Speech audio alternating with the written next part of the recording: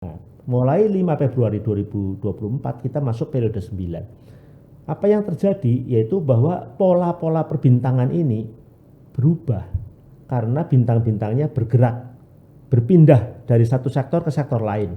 Sebetulnya tidak sederhana sama dengan 8 arah kompas, melainkan 8 kali 3, 24 arah kompas, kita sebut 24 kedudukan gunung. Jadi selain bintang-bintang yang ini tadi kita lihat pada 9 kotak, ada 2 bintang lain, yaitu bintang yang di mana bangunan menghadap. Jadi timur laut sektor 2 dan 3 lebih baik daripada utara 2 3. Sama-sama double 9, tetapi dia masih sedikit kelasnya lebih ke atas. Lebih di atas Nah, ya. saya kira bisa diambil satu kaidah ya, sebetulnya sederhana sekali, tidak banyak yang buruk, tetapi kita hindari kalau bisa. Iya, betul.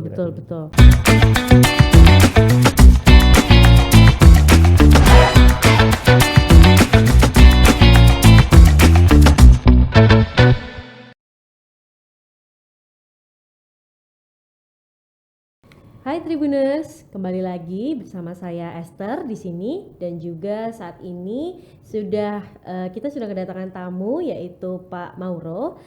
Beliau ini adalah arsitek praktisi Feng Shui gitu ya, yang dikenal selama ini banyak membantu untuk memberikan konsultasi terkait Feng Shui dan arsitektur begitu ya. Nah, mungkin kita sapa dulu. Halo Pak Mauro. Halo Apa kabarnya? Baik sekali, terima kasih. Baik ya. Nah, hari ini nih Tribuners, kita pingin membahas mengenai gimana sih caranya memilih coupling untuk Feng Shui di periode 9. Nah, kalau teman-teman Tribuners pingin tahu periode 9 itu apa dan sebelumnya apa, nanti boleh banget buka seri-seri video kita bersama Pak Mauro gitu ya. Nah, mungkin Pak Mauro boleh dijelasin sedikit aja nih periode 9 itu apa sih Pak? Apakah ini berkaitan dengan cara kita membeli coupling atau rumah di tahun depan gitu? Baik, terima kasih. Baik, para Tribuners yang saya cintai, kita kembali lagi akan bicarakan tentang periode 9 dalam kaitannya dengan memilih coupling. Jadi apa sih sebetulnya yang namanya periode 9 itu dan apa hubungannya dengan pemilihan coupling?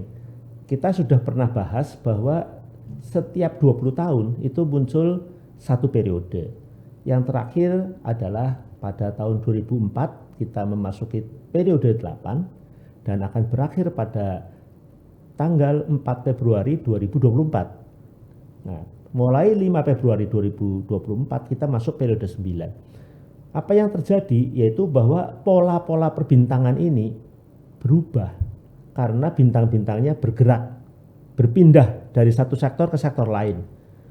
Dan bintang-bintang itu adalah simbol dari energi, yaitu energi yang baik dan yang buruk.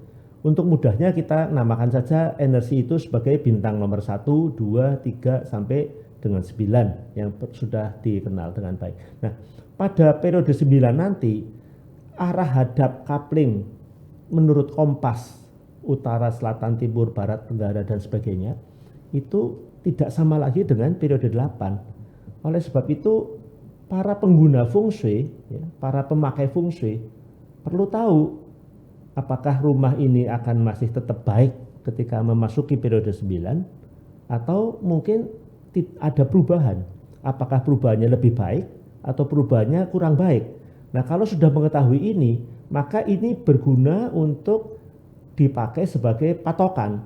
Oh, berarti rumah saya perlu direnovasi sehingga menjadi bangunan periode 9. Kalau kita tidak merenovasi, maka rumah itu tetap menjadi bangunan periode 8. Jadi selama bangunan tetap, tidak ada perubahan, maka bangunan itu tetap sesuai dengan kapan mulai selesai didirikan dan kapan mulai dipakai, itu yang jadi patokannya. Nah, kalau kita tidak mengetahui, dikhawatirkan ternyata energi yang lama sudah menurun, tapi masih dipikir ini adalah bangunan dengan fungsi yang menguntungkan, padahal sudah terjadi perubahan. Nah, itu alasan mengapa kita perlu juga mengetahui bagaimana cara memilih coupling pada periode 9 ini. Begitu, Pak Esther. Ya. Oke, baik. Berarti ini sangat berguna juga ketika tahun depan ya Pak ya. Itu Mulai akan tahun depan, lebih ya, lebih pas ya betul. mengenai periode 9 ini. Nah, mungkin boleh dijelaskan sedikit Pak Mauro. Kalau untungnya nih Pak, secara awam ya, Ya. dengan kita mengikuti pemilihan kapling yang baik disesuaikan dengan feng shui itu tadi di periode 9 itu apa sih Pak gitu. Ya, untungnya apa? Kita ini sebetulnya menurut teori feng shui itu ada kecocokan antara individu dengan coupling yang bersangkutan. Ada yang sifatnya umum, ada yang sifatnya personal. Yang sifatnya umum itu yang kita gunakan adalah teknik 9 bintang atau choosing. Ya, orang mengenalnya sebagai bintang terbang. Itu sifatnya adalah umum, ya. Jadi tidak peduli kelahiran dari seseorang, lokasi atau tempat itu baik atau buruk. Nah, ini umumnya dipakai untuk bangunan-bangunan yang bersifat umum, misalnya pabrik, kantor, tempat belanja, kemudian restoran dan sebagainya. Ini tidak perlu diketahui siapa pemiliknya, itu sifatnya umum saja, mana yang paling baik. Yang kedua yaitu teknik yang disebut teknik pacai atau singkat diartikan sebagai 8 gedung. 8 mansion atau 8 gedung. Pa itu 8, cai itu adalah bangunan untuk orang hidup. Jadi pacai itu adalah teknik yang dihitung secara personal, dalam Individu arti ya. tergantung pada kelahiran dari individu itu. Kalau individu itu lahir pada tahun tertentu, maka cocoknya adalah arah hadap yang kemana, yang nanti akan kita bahas pada pertemuan selanjutnya. Jadi mungkin pada saat ini kita hanya membahas fungsi periode 9, khususnya untuk teknik yang sifatnya flying star, bintang terbang. Nah, itu nanti akan kita lanjut dengan teknik kedua yang sifatnya personal. Jadi dengan demikian nanti para tribuners itu bisa memahami, oh kalau begitu saya akan bisa melihat apa yang baik secara umum dan apa yang baik untuk masing-masing individu. Nah, dengan demikian maka kedua teori atau metode ini bisa dipenuhi dua-duanya, baik secara umum, fungsi umum ataupun fungsi personal, dua-duanya baik. Tentu ini yang diharapkan oleh setiap pemakai atau pengguna fungsi. Demikian, Esther, itu untungnya demikian. Ya. Oke, baik. Berarti untungnya itu seperti tadi yang sudah dijelaskan Pak Mauro, dan ternyata ada 2 metode ya Ada Pak 2 ya. metode, ya. Betul. Yang mungkin akan kita bahas di sini yang metode flying Pertama star, dulu betul flying ya? star. Betul. Oke. Nah, kalau misalnya nih Pak, ternyata kita memilih coupling yang salah gitu ya. Itu apa sih Pak Ruginya, ruginya buat Iya. kita gitu. Iya. Jadi kalau kita punya sesuatu ya, misalnya katakanlah baju ya. Kalau baju kita pas kan enak dipakainya. Betul. Tapi kalau baju itu agak sempit atau kelonggaran, ada sesuatu yang kurang nyaman gitu. Jadi kita tidak bisa berkinerja, performa kita itu kurang enak, kurang nyaman, Kurang ya. maksimal ya. Ya, lebih kalau kita mengambil contoh yang lebih tegasnya, misalnya untuk olahraga saja kan terasa kalau pakaian ini cocok atau tidak cocok waktu kita pakai untuk bergerak. Jadi demikian pula untuk rumah. Rumah itu adalah extension dari baju yang kita pakai. Betul. Jadi kalau sudah cocok, tentu kita lebih leluasa, lebih nyaman. Tapi kalau tidak cocok, tentu saja ada hal-hal yang kurang nyaman. Yang disebut kurang nyaman itu berarti apa? Ada hambatan. Nah, maka kerugiannya kalau ternyata tanah atau tempat rumah kita yang kita pakai itu ternyata kurang cocok, tentu di dalam hidup kita tidak lancar, tidak langzam, tidak smooth. Kadang-kadang hambatannya muncul di sana di sini, dan tentu itu akan menguras tenaga, waktu ataupun uang. Jadi saya kira jelaslah bahwa kalau sudah bisa mendapatkan coupling yang cocok dan mendirikan rumah di situ, tentu akan lebih menguntungkan karena terasa lebih nyaman, terasa kita bisa lebih berkinerja lebih maksimal daripada kalau coupling itu tidak cocok, karena hambatan-hambatannya akan sulit. Mungkin kalau hambatan kecil tidak masalah, tapi kalau memang kesalahannya sangat besar, hambatannya semakin besar. Saya kira demikian mengenai kalau menjelaskan mengapa rugi kalau coupling yang kita ambil Tidak atau tepat gitu tidak ya. tepat. Oke, ya layaknya baju yang biasanya kita pakai, rumah juga biasanya kita tinggali ya, Ya, setiap hari gitu ya untuk berpulang. Nah itu mungkin tadi kita boleh masuk ke aturan ya Pak. Tadi ah, kan kita sempat ada membahas sedikit tentang metode flying start. Nah ya. sebenarnya kalau begitu berarti ada aturannya nih Pak. Betul, ada aturannya. Baik. Ya, saya akan coba terangkan sedikit singkat tapi agak panjang. Begini, pertama kita harus tahu arah hadap coupling. Ya, itu kita gunakan kompas yang disebut lopan, lopan. Ya, seperti kelihatan pada gambar itu adalah kompas feng shui. Ini yang saya pakai untuk kepentingan di dalam mengukur arah hadap. Dan arah hadap itu kalau kita lihat pada gambar lopan di situ, kita bisa lihat bahwa sebetulnya dari 8 arah kompas terlihat bahwa setiap arah kompas terbagi menjadi 3. Jadi kita bisa lihat ada misalnya utara, itu ada utara sektor 1, sektor 2, sektor 3. Timur laut ada timur laut 1, timur laut 2, timur laut 3. Sehingga jumlah arah hadap itu sebetulnya tidak sederhana sama dengan 8 arah kompas, melainkan 8 kali 3, 24 arah kompas kita sebut 24 kedudukan gunung disebutnya gitu. Disebut gunung karena yang dipakai itu sandarannya.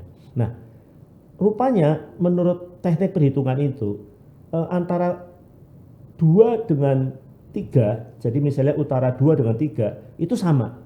Sedangkan utara 1 berbeda dengan 2, 3. Itu karena perpindahannya mengikuti aturan, yaitu plus atau minus, artinya pergerakan bintang itu bisa maju atau mundur. Yang dimaksud pergerakan bintang maju itu misalnya 1, 2, 3, 4, 5. Kalau pergerakan mundur itu 5, 4, 3, 2, 1. Jadi kita sebut plus min plus gitu. Itu dengan demikian satu arah kompas sebetulnya cuma ada 2 arah yang bisa jadi 8 kali 2 bukan 24 ya. Jadi bukan kali 3 tapi sebetulnya hanya ada 16 macam. Nah, lalu bagaimana sih pola daripada periode 9 itu, aturannya seperti apa?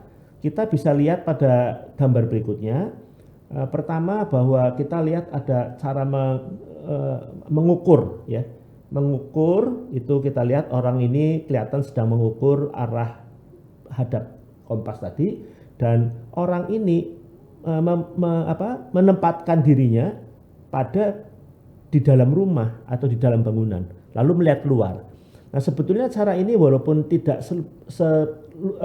seluruhnya salah, tetapi orang harus hati-hati karena kalau kita berada di dalam rumah itu ada pengaruh yang besar dari balok beton yang ada di atasnya, ya. Kemudian kalau ada saluran listrik, material daripada pintu mungkin dari besi dan sebagainya, sehingga arah kompas yang dasarnya pada magnet terpengaruh, sehingga arah yang diukur itu seringkali menceng sekian derajat. Jadi sebetulnya yang tepat mengukurnya dari luar, kira-kira berdiri 2 meter menghadap ke rumah, lalu kita ukur, jadi yang menghadap kita itu adalah arah hadap rumah. Jadi saya kira itu mengenai ukurannya. Setelah kita dapat ukuran itu, kemudian kita tahu bahwa pola dari perbintangan itu dimulai dari yang disebut kotak ajaib Losu yang kita pernah bahas, di mana posisi tengahnya adalah 5 seperti pada gambar kita lihat di situ.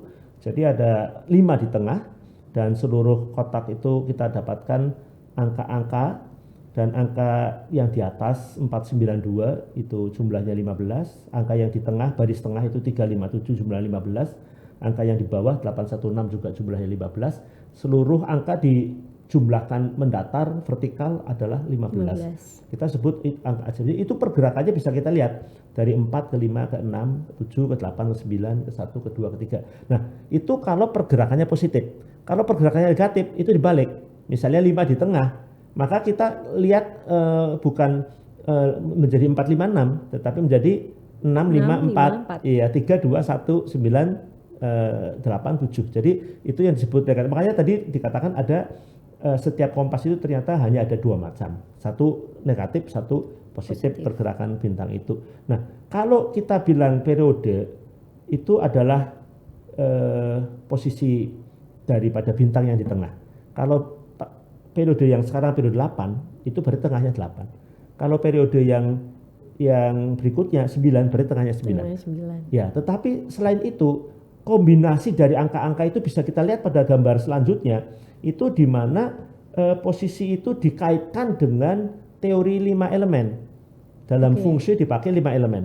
5 elemen itu ada air menghidupi kayu menjadi sumber-sumber untuk menyalakan api, apa yang dibakar oleh api menjadi abu atau tanah, di dalam tanah ada partikel logam, dan begitu memutar selanjutnya. Nah, tetapi di dalam perhitungan ini kita tahu bahwa kita harus balik, yaitu yang apa yang setelah satu periode dikalahkan atau dikendalikan oleh elemen yang lain. Seperti misalnya kita lihat api, tentu api akan dikendalikan oleh air. Air dibendung oleh tanah, dan tanah dicengkeram oleh pohon, oleh kayu. Kayu ditebang oleh logam atau metal, karena metal itu seperti gergaji, kapak, dan metal itu akan leleh oleh api. Api akan mati lagi oleh air, begitu seterusnya. Jadi kita bisa lihat angka-angka di dalam kotak ajaib Lo Shu, seperti yang kita lihat pada gambar, itu sebetulnya merupakan terjemahan dari simbol-simbol elemen. Pertama yaitu 2 dan 7, itu adalah api. Kita beri warna merah. Api melelehkan metal. Metal itu adalah 9 dan 4. Jadi kita lihat selanjutnya pergerakannya dari api mengalahkan metal, dan metal mengalahkan kayu, mengendalikan tanah, tanah akan membendung air. Jadi kita akan lihat satu pola yang berputar. Kita lihat terus, itu akan kita dapatkan api mengendalikan metal memotong kayu mencengkeram tanah membendung air, ya. Jadi kita lihat, kalau kita perhatikan angkanya seperti itu, kita bisa jalankan, itu lihat api, ada panah menunjuk kepada metal, dan seterusnya. Nah, angka-angka ini termasuk angka Hetu namanya. Angka Hetu itu istimewa. Jadi kalau misalnya pada suatu coupling ada angka 7 dengan 2, itu kita hitung sebagai energi yang positif. Yang positif, ya. 49 energi positif. 38 energinya positif. 1 dan 6 energinya positif. Nah, 5 itu tidak ada kaitannya dengan unsur lain, yaitu unsur tanah, itu dianggap negatif. Jadi di antara semua bintang, kalau ada kombinasi yang beda 5, itu disebut Hetu. 7 dengan 2 beda 5, 9 4 beda 5, 8 3 beda 5, 6 1 beda 5. Jadi itu kalau ada seperti itu berarti baik itu di pintu, baik itu pada sektor-sektor lainnya. Sedangkan bila ada bintang 5 itu kurang bagus. Saya kira demikian di dalam metodenya. Dan kalau kita tunjukkan pergerakan pada 9, pada gambar selanjutnya, Tribuners bisa melihat bahwa tengahnya itu 9, dan 9 itu pada gambar selanjutnya itu kita bisa lihat angka 9 itu ada di tengah, ya, angka 9 dari tengah. Kemudian dari angka 9 itu kita dapatkan pergerakan yang sama dengan aslinya, yaitu 5 di tengah, ada 8, 9 ke 1, diteruskan 8, 9, 1, 2, 3, 4, 5, 6, 7, terisi semuanya, dan itulah yang disebut dengan pola periode 9 dengan posisi 9 di tengah. Nah, kalau kita misalnya lihat, ya, sebagai contoh, kita lihat bahwa kalau misalnya bangunan itu di atas itu adalah selatan, ya, atas selatan, dan atas itu ada bintang 4. Maka 4 itu disebut bintang hadap. Ya. Jadi kalau hadapnya ke utara, ke selatan, berarti 4 itu bintang hadap. Nah, bintang yang di belakang itu 5. Jadi itu namanya bintang duduk, gitu. Jadi selain bintang-bintang yang ini tadi kita lihat pada 9 kotak, ada 2 bintang lain, yaitu bintang yang di mana bangunan menghadap. Kalau bangunan itu misalnya menghadap ke timur, berarti yang ada angka 7 itu adalah timur, ya. Jadi bintang hadapnya 7, bintang duduknya 2. Nah, jadi ada hadap, ada duduk. Sehingga kita dapatkan setiap sektor itu ada 3 angka. Nah, kalau ketiga angka itu ada, tadi satu adalah ada bintang Hetu, itu baik. Kedua, kalau ada jumlah 10 itu juga baik. Jadi kita harus lihat urutan dari angka-angka tersebut. Nah, sebelum kita masuk pada pola 9 bintang, Tribuners bisa lihat pada gambar selanjutnya kita dapatkan arti daripada masing-masing bintang. Jadi, ada bintang 1, 2, 3, 4, 5, 6, 7, 8, 9 itu diartikan. Dan satu hal yang perlu yaitu bahwa ini untuk misalnya tahun periode 8 kita bicarakan. Dalam periode 8 kita bisa dapatkan bintang yang buruk itu diberi warna kuning, itu bintang 2, itu bintang penyakit atau gangguan pada kesehatan. Bintang 3 itu konflik, pertengkaran, cekcok. Bintang 5 itu adalah bintang sial atau bintang apes. Itu yang kurang bagus. Sedangkan bintang lainnya relatif baik, terutama bintang 1, 6, 8, 9, 4. Itu semua bintang-bintang baik. Jadi di mana ada bintang baik, kita bisa gunakan untuk tidur, untuk bekerja, dan sebagainya. Dan tadi kita sebutkan ada 2 macam bintang. Yang di hadap kita sebut bintang hadap, yang di belakang kita sebut bintang duduk. Nanti kita akan lihat kombinasinya. Dan di sini bedanya dengan periode 9, ini Mbak Esther bisa lihat, bintang 8 itu adalah sukses. Ya, kita lihat sukses.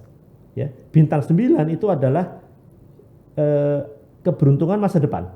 Future fortune. Bintang peruntungan masa depan. Nah, sebetulnya pada waktu masuk periode 9 itu berubah. Bintang sukses itu jadi bintang 9. Nah, kita lihat pada periode 8 dari gambar ini kita lihat bintang 7 itu adalah keberuntungannya sudah lewat. Pas ya. Pas fortune. Iya, 8-nya itu adalah yang sekarang. Di periode 9 setelah tahun 2024 ke depan, yang sekarang itu adalah bintang 9. Yang 8 menjadi sudah lewat. Nah, karena bintang 7 sudah kelewat lebih lama, jadi lebih buruk. Kalau tadinya pas fortune itu bagus, tetapi karena dia sudah lewat, kita kelewatan satu itu, maka jadi buruk. Sebaliknya, bintang 2 itu makin didekati oleh periode 9. Jadi setelah 9, bintang yang akan datang itu adalah bintang 1, kemudian setelah bintang 1 adalah bintang 2.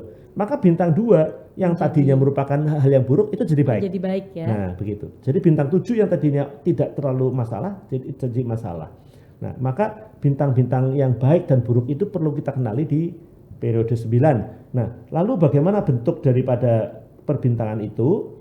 Nah, para Tribuners bisa lihat dari pola-pola itu yang kita lihat tadi ada 16 ya. Kita bisa lihat bintang-bintangnya pada lingkaran-lingkaran yang ada di sini kita bisa lihat 8 pola bintang 9 ya, 8 pola dari bintang 9 dan ada 16. Berarti kalau para Tribuners bisa lihat pada gambar ini, yang paling atas sebelah kiri itu adalah coupling menghadap utara sektor 1. Nah, jadi yang paling sebelah kiri kalau kita lihat utara, paling kiri itu adalah sektor 1, pas utaranya tengah-tengah itu sektor 2, yang sebelah kanan itu adalah utara 3. Jadi utara 1 itu kita lihat mempunyai kombinasi bintang 8 dengan 1. Nah, 8 itu adalah kesuksesan yang sudah lewat, keberuntungan yang sudah lewat. 1 itu adalah bintang kemenangan.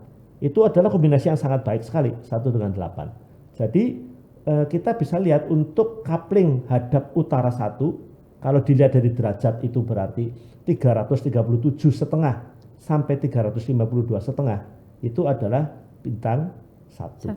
Ya, itu adalah utara 1 ya, utara 1. Utara 2 berarti antara 352,5 sampai 22,5. Itu setiap sektor 15 derajat. Jadi utara 1 itu 15 derajat, utara 2 dan 3 15 tambah 15. Itu mencakup 60 derajat. Dan kita bisa saksikan untuk utara 23 bintang 9 double itu di depan. 9 dan 9. Nah, kalau bintang 9 double di depan itu adalah suatu pola istimewa. Nah, itu kita katakan double rezeki juga. Nah, jadi kalau kita bandingkan utara 1 baik, utara 2 lebih baik daripada utara 1. Nah, kemudian kita dapatkan yaitu untuk coupling hadap timur laut sektor 1. Timur laut sektor 1 itu adalah antara 22,5 derajat hingga 37,5 derajat, dan kita dapatkan di situ bintang yang ada di depan itu adalah 6 dan 3 ya. Nah, jadi yang bintang yang besar yang di bawah itu adalah bintang dasar, bintang dasarnya, sedangkan 63 itu adalah bintang yang ada di merupakan bintang duduk dan bintang hadap. Nah, bintang 6 tentu bagus. Bintang 3 itu bintang konflik.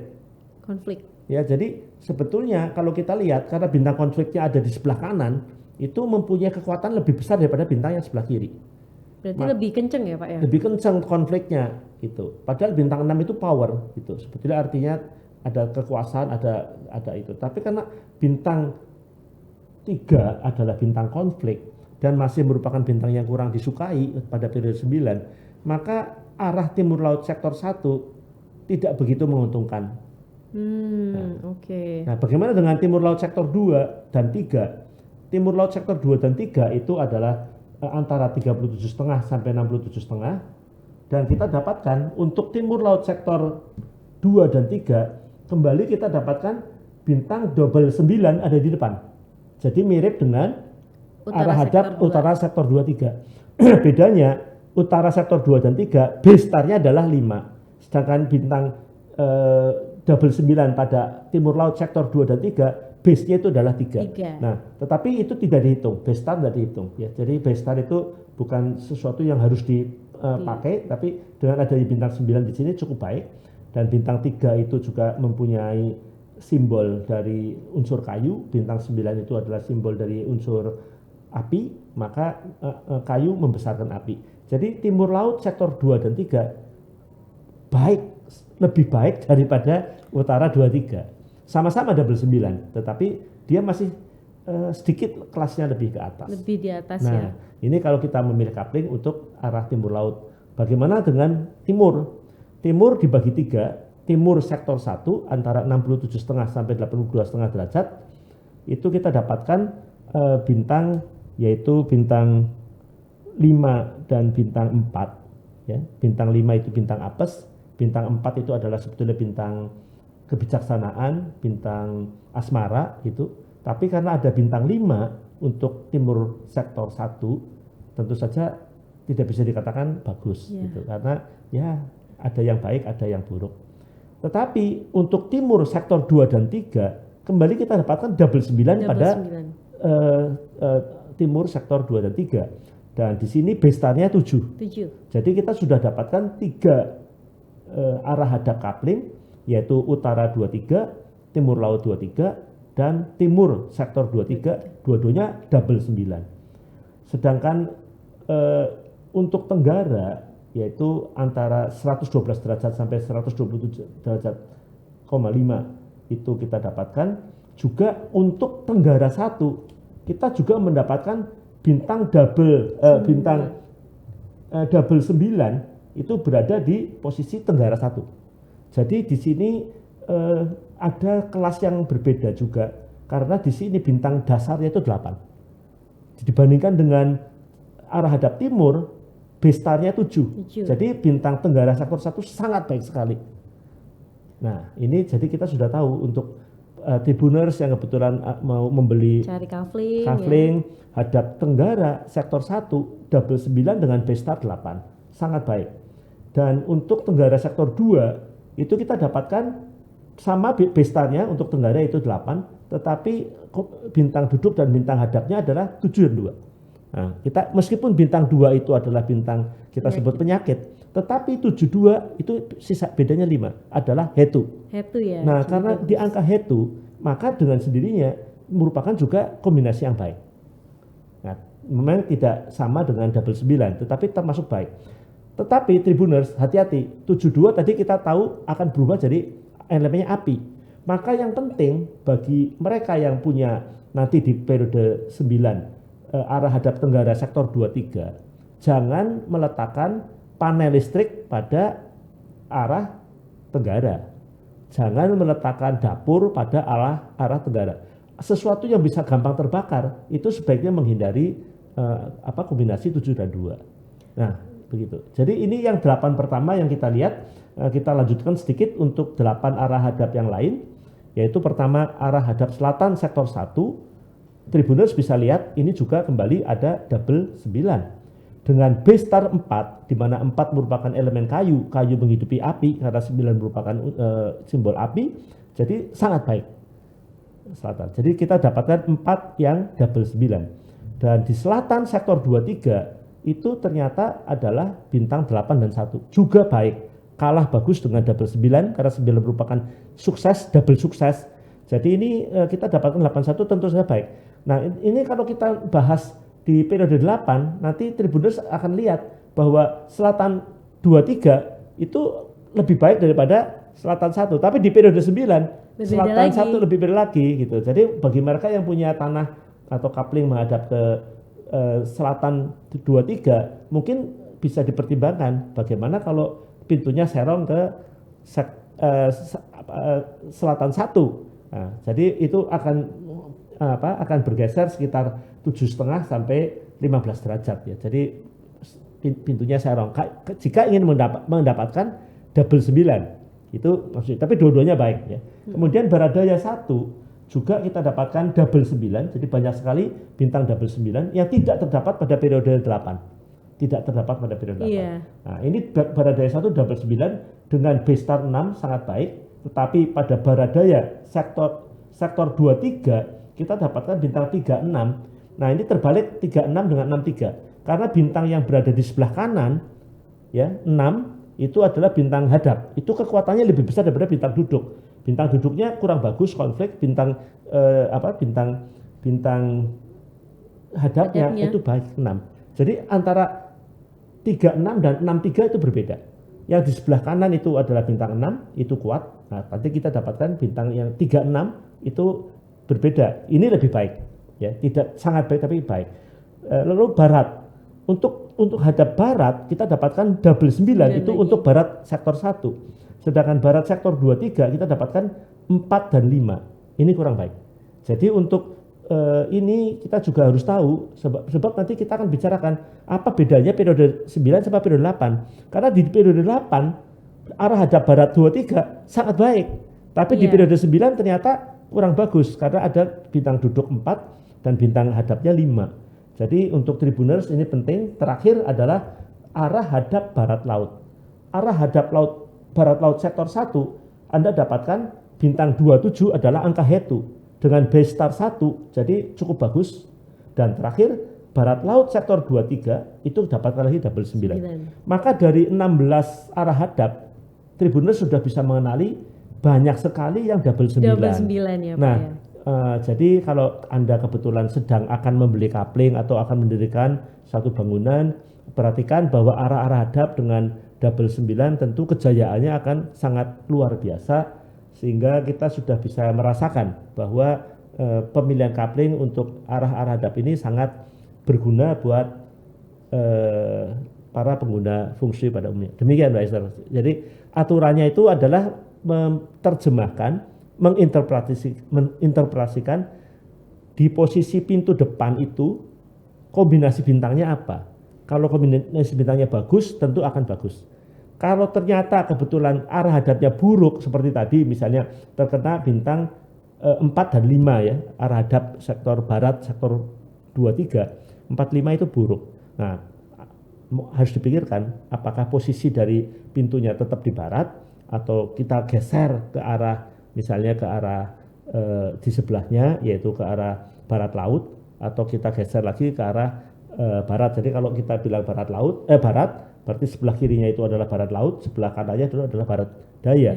Jadi kita tempatkan pintunya bukan di tengah coupling, tetapi di pinggir, gitu. Jadi sebelah kiri atau sebelah kanannya.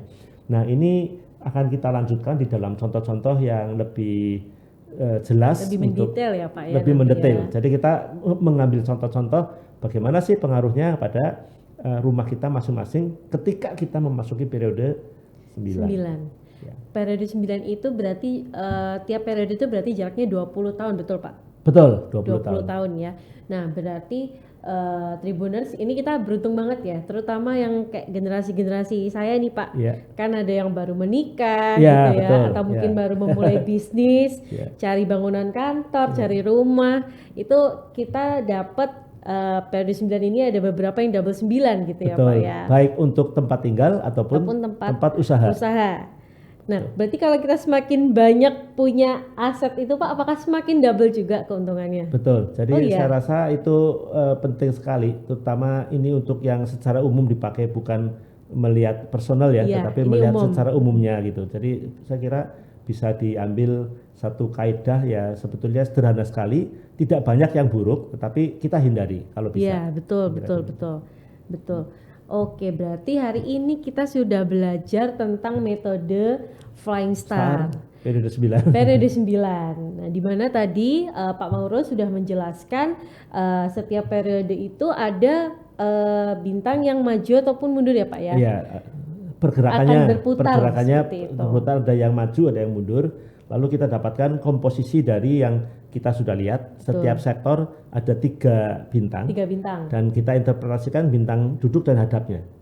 Ya betul, ada bintang duduk, ada bintang hadap. Ya. Nah Tribuners tuh bisa nanti boleh banget dipahami lagi nih bintang duduk itu yang mana, bintang duduk bintang hadap itu yang mana gitu ya. Apalagi nanti next kita bisa bahas mungkin mengenai yang teknik kedua yang individu individual, ya, Pak, ya? ya personal. Nah itu lebih spesifik lagi gitu ya Pak Mauro. Oke, nah sebelum itu mungkin tadi sempat diinfo nih sama Pak Mauro kalau misalnya tiap periode itu kita harus ada adjustment gitu ya. Betul. Atau refreshment.